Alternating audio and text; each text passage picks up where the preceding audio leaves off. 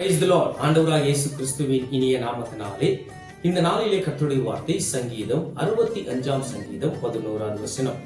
வருஷத்தை உம்முடைய நன்மையினாலே முடிசூட்டுகிறீர் என்று பைபிள் சொல்கிறது.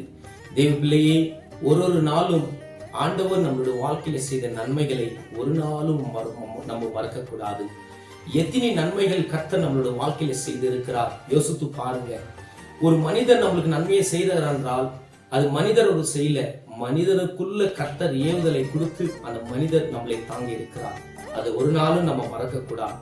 நம்ம நிற்கிறதும் நிர்மலமாக அது இருக்கிறது அப்பாவுடைய சுத்த கிருபை. தேவ பிள்ளையே, 365வது நாளில் நம்ம நின்று கொண்டு இருக்கிறது, நடந்து கொண்டு இருக்கிறது, பேசி கொண்டு இருக்கிறது கர்த்தருடைய சுத்த கிருபை.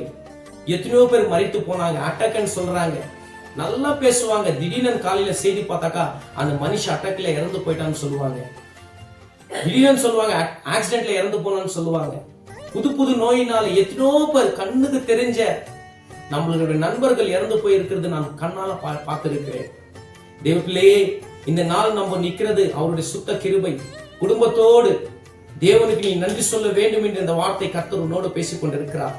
தாவீது சொல்லுகிற ஒரு வார்த்தை சொல்லுவார், அவர் செய்த சகல உபகாரங்களையும் மறவாதிருங்கள் என்று தான் சொல்லுவார்.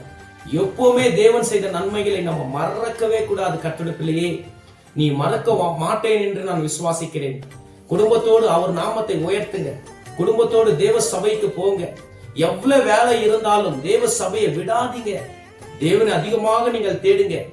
25ஆம் வருஷத்துல எதை இழந்து விட்டு இருக்கிறீங்களோ 26ஆம் வருஷத்துல கர்த்தர் கூட்டி உங்களோட வாழ்க்கையில உயர்த்தி உங்களோட தேவைகளை எல்லாவற்றையும் அவர் சந்திக்க அவர் வல்லவராக இருக்கிறார். இன்னைக்கு நம்ம நிற்கிறது அவருடைய கிருபை என்று விசுவாசிக்க வேண்டும்.